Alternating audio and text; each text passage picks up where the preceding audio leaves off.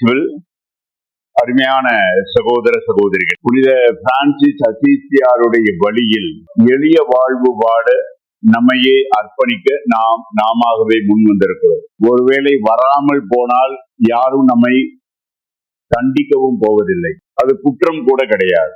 அப்ப நீங்க தானாகவே முன் வந்து இந்த எளிய வாழ்வு மீது ஒரு ஆர்வமும் ஒரு ஈர்ப்பும் கொண்டு இந்த உலகத்திலே 21வது நூற்றாண்டிலே பல்வேறு விதமான இன்பங்கள் உண்டு, மாயைகள் உண்டு, பொழுதுபோக்குகள் உண்டு, கவர்ச்சிகள் உண்டு, ஆடம்பரங்கள் உண்டு, வளர்ச்சிகள் உண்டு. எல்லாம் நம்மை கவர்வதற்கான காரணிகளாக இருக்கின்றன. நாம் வாழ்கின்ற இந்த உலகம் இதற்கு முன்னால் வாழ்ந்த உலகத்தை விட அழகானது. இங்கே இயற்கையும் செயற்கையும் கலந்தது. இயற்கை கடவுளின் படைப்பு, செயற்கை கடவுள் கொடுத்த ஞானத்தை வைத்து மனிதன் ஏற்படுத்தி கொண்ட வளர்ச்சிகள், விஞ்ஞான முன்னேற்றம், ஆராய்ச்சிகள். அப்ப இந்த இரண்டும் நம்முடைய கண்களுக்கு விருந்தாய் இருக்கிறது, நம்முடைய உணர்வுகளுக்கு இன்பம் கொடுக்கிறது, நம்முடைய நாவுக்கு சுவை கொடுக்கிறது, நம்முடைய காதுகளுக்கு இனிமையை தருகிறது, ஐம்புலன்களுக்கும் இன்பம் தருகின்ற உலகம் இது. இந்த உலக வாழ்க்கையிலே நீங்கள் எல்லோரும் துறவிகளும் அல்ல, எங்களை போன்ற துறவிகளும் அல்ல. நீங்கள் குடும்ப வாழ்க்கையில் ஈடுபட்டு இருக்கிறீர்கள். உங்களுக்கு மனைவி உண்டு, மக்கள் உண்டு, உங்களுக்கு கடமைகள் உண்டு, உங்களுக்கான சமூக கடமைகள் உண்டு, மனித கடமைகள் உண்டு. இது எல்லாவற்றின் மத்தியிலும் நீங்கள் தாமாகவே முன் வந்து ஒரு சில காரியங்களை இந்த உலகில் பயனுள்ள வாழ்வு வாழ வேண்டும், நமக்கான வாழ்வு மட்டுமல்ல பிறருக்கான வாழ்வும் வாழ வேண்டும் என்கின்ற ஆசையில் உந்துதல் பட்டு நீங்கள் இங்கே வந்திருக்கிறீர்கள். ஆகவே உங்களை அன்போடு வாழ்த்துகிறோம். இப்படிலாம் வந்து சன்னியாசி மாதிரி வாழணும் அப்படிங்கிற அவசியமும் கட்டாயமும் நிச்சயமும் உங்களுக்கு கிடையாது. ஆனாலும் நீங்கள் வாலண்டியரா முன் வந்திருக்கிறீர்கள். உங்களை அன்போடு வாழ்த்துகிறோம், பாராட்டுகிறோம். எதுவும் நம்மேல் சுமத்தப்பட்டால் அதில் இன்பம் இல்லை. நாமவே தேர்ந்து கொண்டால் அதில் துன்பம் இருந்தாலும் இன்பம், என்றால் அது நாம் ஏற்றுக்கொண்டது. இது ஒரு சுகமான சுமை. ஆகவே இந்த அசீசி வழியிலே உங்களை இந்த அசீசி ஊழியர்களாக, அசீசியினுடைய முதல் நிலை ஊழியர்களாக உங்களை ஈடுபடுத்திக் கொண்டிருக்கிறீர்கள். ஒரு சிலர் பல ஆண்டுகளாக, 10 ஆண்டுகளாக, 15 ஆண்டுகளாக உங்களுடைய இந்த அசீசி வழியில் வாழ்கின்ற வாழ்க்கையில் உங்களை ஈடுபடுத்திக் கொண்டு அதை ஆண்டுதோறும் புதுப்பிக்கிறீர்கள். இன்னும் ஒரு சிலர் இந்த வாழ்வை நானும் வாழ விரும்புகிறேன் என்று முன் வந்திருக்கிறீர்கள். ஆகவே இது நல்ல ஆசை. இதை எப்படி ஆங்கிலத்தில் சொல்வார்கள்? ஒரு ஹோலி டிசையர். ஹோலி டிசையர், புனிதமான ஆசை. ஆகவே இந்த புனிதமான ஆசையை வாழ முன் வந்திருக்கிற, வளர்த்து கொள்ள முன் வந்திருக்கிற உங்களை எல்லோரையும் வாழ்த்துகிறோம். God bless you. இன்னைக்கு நான் உங்களோடு சிந்திக்க விரும்புவது இன்னைக்கு 2வது வாசகம். பவுலடிகளார் பிலிப்பியருக்கு எழுதிய திருமுகம் 2வது அதிகாரம் 6லிருந்து 11 அந்த இறை வசனங்கள். இன்னைக்கு நாம மேற்கொள்ள போகிற இந்த அர்ப்பண வாழ்வுக்கு ஒரு நல்ல ஆழமான உந்துதல். நம்முடைய பேராய சின்னப்பா மெட்ராஸ் மேலப்பூர் ஆட்சி பிஷப்பா இருந்தவர். அவர் ரொம்ப அழகா சொல்லுவார், நம்ம ஆண்டவர் இயேசு எத்தனை படி இறங்கி வந்தாரு. அதை எப்படி சொல்லுவார்னா, 7 படி இறங்கி வந்த இயேசு. 7 படிகள் இறங்கி வந்த இயேசு. நம்ம கோயில்ல 7 இல்ல, நிறைய படிகளே இருக்கு. இன்னைக்கு எனக்கு காலில் ஒரு சர்ஜரிங்கிறதுனால எனக்கு ஏற சிரமம் அப்படின்னு இங்க கீழே வச்சிருக்கிறோம். இயேசு ஆண்டவர் 7 படிகள் இறங்கி வராரு. நீங்க கையில பைபிள் வச்சிருக்கவங்க அதை எடுங்க, அதை நீங்களும் கவுண்ட் பண்ணலாம். உங்களுடைய இண்டக்ஷனுக்கு இது ஒரு நல்ல ஒரு உதாரணம். பவுலடிகளார் எல்லாத்தையும் பேசுறார். சகோதர சகோதரிகளே, கடவுள் வடிவில் விளங்கிய இயேசு கடவுளுக்கு இணையாய் இருக்கும் நிலையை வலிந்து பற்றி கொண்டிருக்க வேண்டியதொன்றாக கருதவில்லை. அவர் ஏற்கனவே கடவுள். அப்படின்னா எல்லா மகிமையும் ஆராதனையும் புகழும் எல்லாம் அவருக்கு ஏற்கனவே இருக்கு. இந்த உலகம் அவருடையது. அப்ப எல்லா வல்லவரான கடவுள் அவர் அப்படியே நிக்கலாம். ஆண்டவர் இயேசு அவர் கடவுளாய் இருந்து அவர் எப்படிப்பட்ட ஒரு நிலையை எடுக்கிறார்? மனிதனுக்காக ஆவி திறந்தது. அப்ப இதற்கு ஒரு அழகான உதாரணமா இருக்கிற இயேசு, அவரை பின்பற்றிய இரண்டாம் இயேசு என கருதப்படுகிற பிரான்சிஸ் அசிசி. சரி, அப்ப அவர் என்னென்ன பண்ணாரு? நம்பர் 1 நீங்க கவனிச்சுக்கலாம். நீங்க பைபிள்ல இருக்குது. பிலிப்பியர் 2:6-11. நீங்களே கூட யாராவது ஒருத்தர் வாசிங்களேன். ஆனால் அதிலிருந்து அவர் என்ன செஞ்சாரு? அவர் தம்மையே வெறுமையாக. நம்பர் ஒன் அது. Number first step. 7 படி இறங்கி வந்தாருங்கிறோம்ல, ஒரு படி இறங்கிட்டார். 7 படி இறங்கி வந்த கடவுள். நம்பர் 1 என்ன இறங்கினார்னா, தம்மையே வெறுமையாகி, he emptied himself. ரொம்ப ரொம்ப முக்கிய மக்களே, எல்லாம் தம்மையே வெறுமையாக்கி. அவர் தன்னை வெறுமையாக்கினார்னா அதுக்கு முன்னாடி என்ன இருந்திருக்கணும்? அங்க என்ன இருந்திருக்கணும்? ஒரு பாத்திரம் இருக்குது. அந்த பாத்திரம் ஒரு பானை. அந்த பானையை வெறுமையாக்குறோம் அப்படின்னா என்ன அர்த்தம்? அப்படின்னா அதுக்கு முன்னாடி என்ன இருந்திருக்கணும்? அதுல தண்ணி இருந்திருக்கணும். அப்படின்னா ஏதோ ஒண்ணு அதுல நிறைஞ்சிருக்கு இல்லையா? நிறைஞ்சிருக்கிறத ஊத்துனாதான் அது வெறுமையாகும். அது தண்ணி முழுக்க இருந்தா அது வெறுமையாது இல்ல, அது முழுமை. அப்ப கடவுள் என்ன பண்றாரு? இறங்கி வர்ற கடவுள். நம்ம ஃபர்ஸ்ட் ஸ்டெப். கடவுள் நம்மை அன்பு செய்ய விரும்பினார். அதுக்கு ஃபர்ஸ்ட் ஸ்டெப் என்ன பண்ணார்னா, தம்மை வெறுமையாக்கினார். அப்ப அவர் யாரு? கடவுள், எல்லாம் வல்லவர், சர்வ வல்லவர்.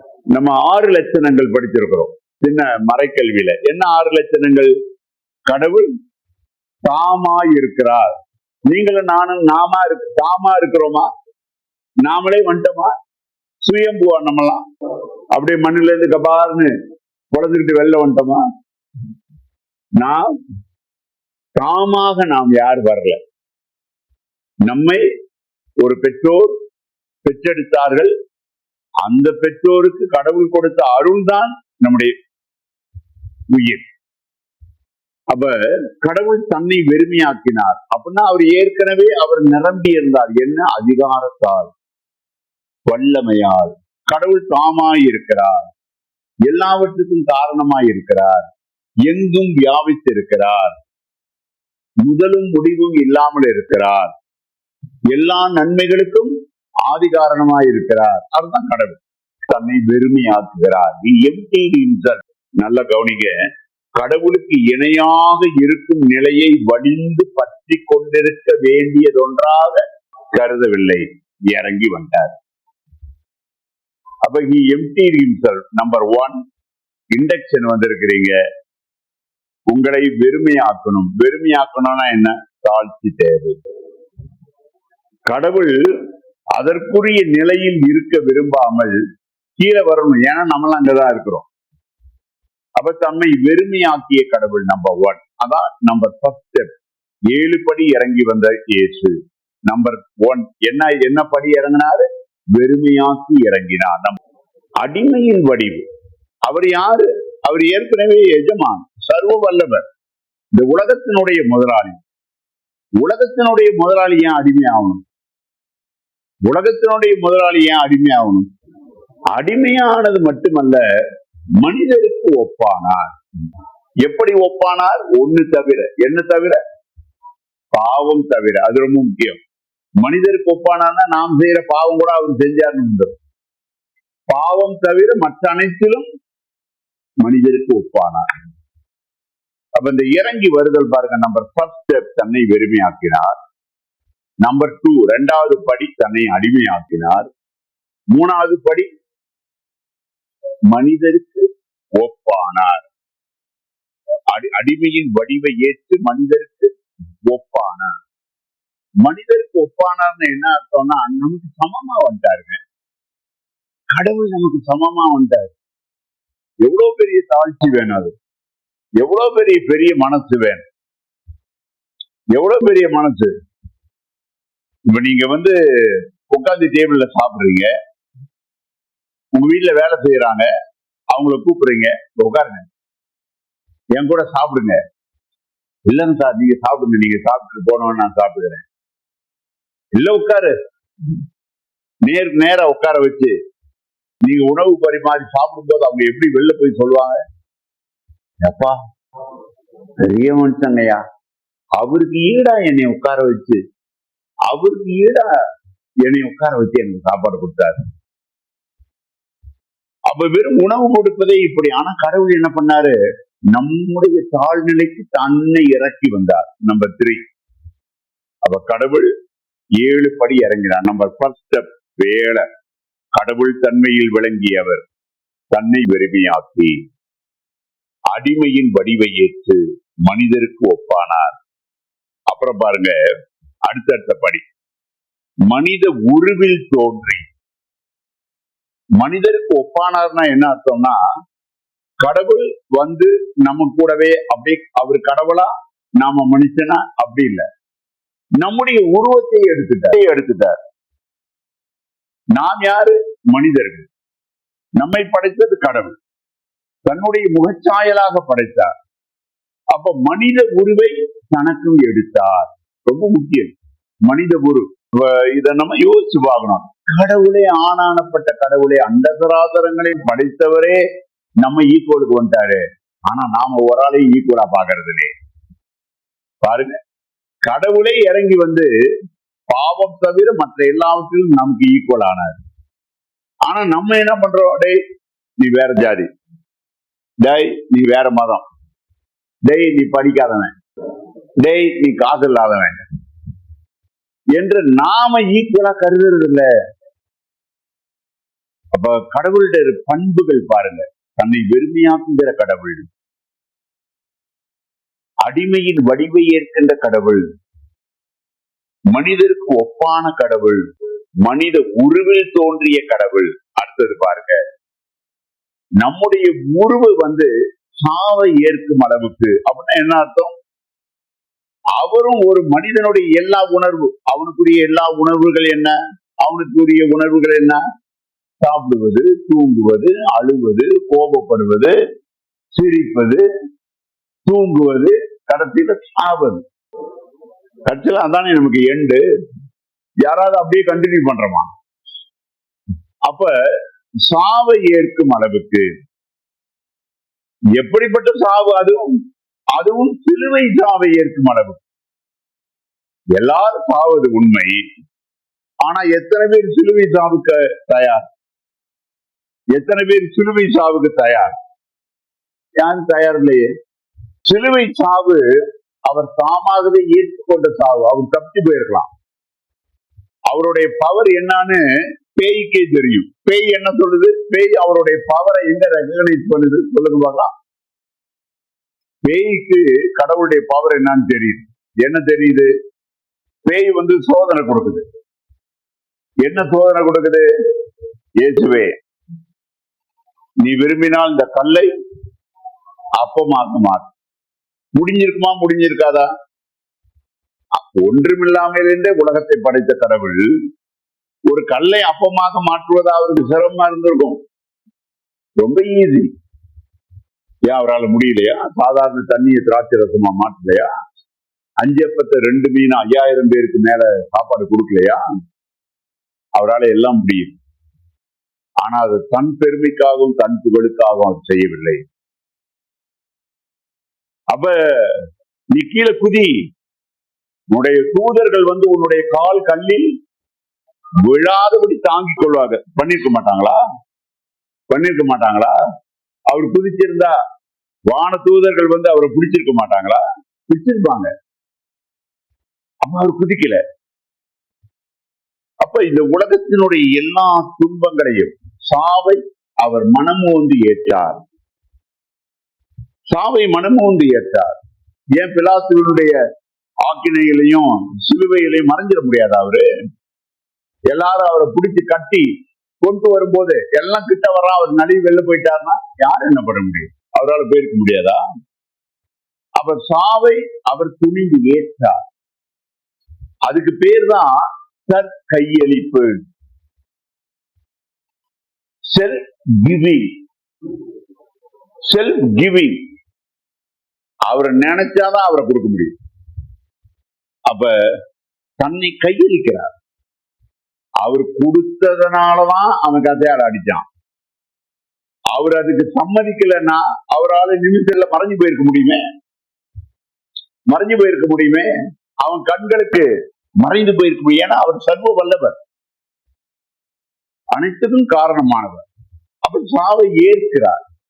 ரொம்ப முக்கியம். அப்ப எத்தனை படிகள் இறங்கி வர்றாரு பாருங்க. அளவுக்கு கீழ்ப்படிந்து தம்மையே தாழ்த்தி கொண்டார். இத்தனை படி கீழ்ப்படுகிறார். இயேசுவனுடைய பெயருக்கு விண்ணவரும் மன்னவரும் எல்லா படைப்புகளும் கீழ்ப்படுகின்றன. எல்லாரும் அவருக்கு கீழ்ப்படிய, அவர் ஏன் நமக்கு கீழ்ப்படியணும்? அவர் ஏன் இந்த உலகத்துக்கு கீழ்ப்படியணும்? அப்ப அவர் கீழ்ப்படுகிறார். அப்ப எத்தனை படி இறங்கி வராரு பாருங்க. அத்துணை படி இறங்கி வந்த அந்த இயேசு ஏயா இறங்கி வந்தாரு? ஏன் அவர் இத்தனை படி இறங்கணும்? அவர் அங்கிருந்தே நம்மை மீட்டு இருக்க முடியாதா? ஒரு சொல்லால் மீட்டு இருக்க முடியாதா? அதை புறவனத்தார் கூட சொன்னாங்களே, ஐயா போதகரே, என் ஊழியன் சுகமில்ல, நீ என் வீட்டாண்ட கூட வர வேணாயா, நீ இங்க இருந்தே ஒரு வார்த்தை சொல்லு, என் ஊழியன் குணமடைவான், குறையனத்தான் சொல்லுகிறான். அப்ப அவருக்கு அவ்வளவு பவர். அப்ப இந்த பாவம் செய்த உலகை கடவுள் தன்னுடைய ஒரு வார்த்தையால் மீட்டு இருக்க முடியும். ஆனால் அதை அவர் செய்யல. காரணம், நம் கடவுள் தனிப்பட்ட அன்பின் கடவுள். ரொம்ப முக்கியம். He is a personal God. நம் கடவுள் தனிப்பட்ட கடவுள். பொத்தா பொதுவா உதாரணமா இந்த மனுக்குலத்தை அன்பு செய்கிற கடவுள் ஒன்னும் புரியல. மனுக்குலம்னா என்ன? கோடான கோடி. எப்படி அதை புரிந்து கொள்வது? மனுக்குலத்தை அன்பு செய்யும் கடவுள் எனக்கு புரிந்து கொள்ள முடியவில்லை. ஆனால் இப்படி சொல்லி பாருங்க, என்னை அன்பு செய்யும் கடவுள், என்னை அன்பு செய்யும் கடவுள். God loves me. அப்ப அது ரொம்ப மீனிங்ஃபுல்லா இருக்கு. அப்ப நம் ஒவ்வொருவரையும் தனிப்பட்ட விதத்தில் அன்பு செய்ய, நாம் எங்க இருக்கிறோமோ அங்க வந்தாரு. நாம என்ன நிலையில இருந்தோமோ அங்க வந்தாரு. நாம் அடிமையா இருந்தோமா அடிமையா வந்தார். நாம் அழுது கொண்டிருந்தோமா அழுது கொண்டு வந்தார். நாம் சிரித்து கொண்டிருந்தோமா சிரித்து கொண்டு வந்தார். நாம் நோயில் இருந்தோமா நோய்வாய்ப்பட்டு வந்தார். அப்ப கடவுள் இறங்கி வந்து நம்மை அன்பு செய்யும் கடவுள், இறங்கி வந்து நம்மோடு உறவாடும் கடவுள். அப்ப இந்த இறங்கி வருதல் தான் தன்னுடைய அன்பை பகிர்தல். அப்ப இன்னைக்கு நீங்க எல்லாரும் புனித பிரான்சிஸ் அசிசியார், அவர் பாருங்க, சிலுவையில் தொங்கிக் கொண்டிருக்கிற இயேசு கூட பிரான்சிஸ் அசிசியாரை அரவணைத்துக் கொள்ள அவர் இறங்குறார். ஒரு கை ஆட்டோமேட்டிக்கா கீழே இறங்கி யாரை அரவணைத்துக் கொள்ளுகிறது? அசிசியாரை அரவணைத்துக் கொள்கிறது. அப்ப நம்முடைய கடவுள் இறங்கி வரும் கடவுள், தனிப்பட்ட விதத்தில் நம்மை அன்பு செய்யும் கடவுள். இப்படிப்பட்ட அந்த கடவுளுடைய தன்மைகளில் கொஞ்சம் கொஞ்சம் பிரான்சிஸ் அசிசியார் அதை நிறைய வாழ்ந்தார். நம்மளால் நிறைய வாழ முடியாது. முடிஞ்ச வரைக்கும் இந்த உலக வாழ்க்கையில நமக்கு ஏற்கனவே இருக்கிற உலகம், குடும்பம், சுமைகள், கடமைகள், இது எல்லாவற்றின் மத்தியிலும் நாம் எப்படி நம்முடைய தனிப்பட்ட அன்பை இந்த சமூகத்திற்கு கொடுக்க முடியும்? ஏழை எளியவர்களுக்கு கொடுக்க முடியும், நோய்வாய்ப்பட்டவர்களுக்கு கொடுக்க முடியும், துன்பப்படுகிறவர்களுக்கு கொடுக்க முடியும். அப்படின்னா நாம மேலேயே இறங்கி வந்தா, நான் இறங்கிலாம் வரமாட்டேன்பா, நான் இறங்கிலாம் வரமாட்டேன், எனக்கு எல்லாம் முக்கியம்பா, எனக்கு என்னுடைய பெருமை முக்கியம், என்னுடைய கெத்து முக்கியம், என்னுடைய குலப்பெருமை முக்கியம், சாதி பெருமை முக்கியம், மொழி பெருமை முக்கியம், என்னுடைய சமூக அந்தஸ்து முக்கியம். அப்படிலாம் நினைச்சோம்னா நாம் அன்பை பகிர முடியாது. நாம் இறங்கி வர வேண்டும், எளியவர்களை தேடி செல்ல வேண்டும், அழுபவர்களை தேடி செல்ல வேண்டும், நாம் துயரத்தில் இருப்பவர்களை தேடி செல்ல வேண்டும். அதுதான் ஆன்மீகம். பிரான்சிஸ் அசிசியாருடைய ஆன்மீகம் அதுதான். பிரான்சிஸ் அசிசியாருடைய ஆன்மீகம் என்பது ஆறுதலுக்காக தேடி இருப்பவர்களை அழைத்து வந்து மண்டபத்தில் வைத்து ஆறுதல் சொல்வதல்ல. அழுது கொண்டிருப்பவர்களை அவர்களை தேடி சென்று அவர்களிடத்தில் ஆறுதல் சொல்வது. இன்னைக்கு நம்முடைய கான்டெக்ட் சொல்றேன். அப்ப அசிசியாருடைய ஆன்மீகம், கிறிஸ்துவனுடைய ஆன்மீகம் நம்மை தேடி வருதல். கடவுள் நம்மோடு, கடவுள் நம்மிடையே குடிகொண்டார். அப்ப அப்படிப்பட்ட கடவுளுடைய சீடர்களாக நாம வர்றோம். முற்றிலும் துறந்த முனிவர்களாக அல்ல. நாம வாழ்க்கை சூழ்நிலைகள்ல எந்த அளவுக்கு நம்முடைய அன்பை தனிப்பட்ட விதத்தில் கொடுக்க முடியும், அதுக்கு சின்ன சின்ன தியாகங்கள், சின்ன சின்ன இறங்கி வருதல் முக்கியம். என் சுயநலத்திலிருந்து கொஞ்சம் இறங்கி வரணும், என்னுடைய கர்வத்திலிருந்து கொஞ்சம் இறங்கி வரணும், என்னுடைய ஒரு அகங்காரத்திலிருந்து கொஞ்சம் இறங்கி வரணும், என்னுடைய தற்பெருமையிலிருந்து கொஞ்சம் இறங்கி வரணும், என்னுடைய தியாகம் செய்ய மனமில்லாத தன்மையிலிருந்து கொஞ்சம் இறங்கி வரணும், என்னுடைய பொறாமையிலிருந்து கொஞ்சம் இறங்கி வரணும், என்னுடைய பகைமை வெறுப்பிலிருந்து கொஞ்சம் இறங்கி வரணும், என்னிடம் இருப்பதை கொஞ்சம் எடுத்து கொடுப்பதில் இறங்கி வரணும். அப்ப இப்படியெல்லாம் இறங்கி வருவதற்கு கற்றுத் தருகிறார் அசிசியார். அசிசியார் யாரிடம் இந்த பாடத்தை கற்றுக்கொண்டார்? இயேசுவிடம் கற்றுக்கொண்டார். இயேசுவிடம் கற்றுக்கொண்டதை அசிசியார் வாழ்ந்து காட்டினார். அசிசியார் வாழ்ந்து காட்டியதை நாம் அசிசியுடைய ஊழியர்கள், அசிசியுடைய பிள்ளைகள் வாழ முயற்சிப்போம். இயேசு 7 படி இறங்கி வந்தார். நாம 7 படி இறங்கலனா கூட பரவாயில்ல மக்களே, ஒரே ஒரு படி இறங்கும், ஒரே ஒரு படி இறங்குவோம். அதுவே பெருசு, அதுவே பெருசு. அவர் தன்னை வெறுமையாக்கினார், அடிமையின் தன்மை கொண்டார், மனிதருக்கு ஒப்பானார், மனித உருவில் தோன்றினார், சாவை ஏற்றார், அதிலும் சிலுவை சாவை ஏற்றார், அப்புறம் கீழ்ப்படிந்தார். அப்படிப்பட்ட இயேசு 7 படி இறங்கி வந்தார். ஒருவேளை இந்த இண்டக்ஷன் மூலமாக, இந்த அசிசி ஊழியங்களில் நம்மை ஐக்கியப்படுத்திக் கொள்வதன் மூலமாக, இந்த வாக்குறுதிகளை புதுப்பித்துக் கொள்வதன் மூலியமாக, முதல் முறையாக கொடுக்க போகிற வாக்குறுதியின் மூலமாக ஒரே ஒரு படி இறங்கி வந்துட்டாலே உலகத்துல பெரிய விஷயம். உலகத்தில் நிறைய நன்மைகள் நடக்கும், எவ்வளவு நன்மைகள் நடக்கும். அப்ப 7 படி இறங்கி வந்த இயேசு நமக்கு மாடல். நாம ஒரே ஒரு படி, அசிசியார் 7 படி இறங்கி வந்தார். நாம ஒரே ஒரு படியோ அல்லது 2 படியோ இறங்க வருவோம். கொஞ்சம் இறங்கி வந்து நம் தேவைகளை சுருக்கி கொண்டு, நம் பாவங்களை சுருக்கி கொண்டு, நம் சுயநலத்தை சுருக்கி கொண்டு, பிறருடைய கண்ணீரை துடைக்க நாம் எடுக்கிற எல்லா முயற்சிகளும் இயேசுவின் முயற்சிகள், அசிசியாருடைய முயற்சிகள். அப்படிப்பட்ட முயற்சிகளை நாம் செய்து, நாம் அனைவரும் நம்முடைய வாக்குறுதிகளை புதுப்பித்து இன்றைய நவீன காலத்தின் அசிசியார்களாக, இன்றைய நவீன காலத்தின் அசிசியார்களாக, நாம் வாழ்கின்ற குடும்பங்களில், பங்குகளில், அன்பியங்களில், சமூகத்தில், தெருக்களில் அசிசியார்களாக நாம் வாழ இத்திருப்பலியில் வரம் வேண்டுவோம். ஆம்.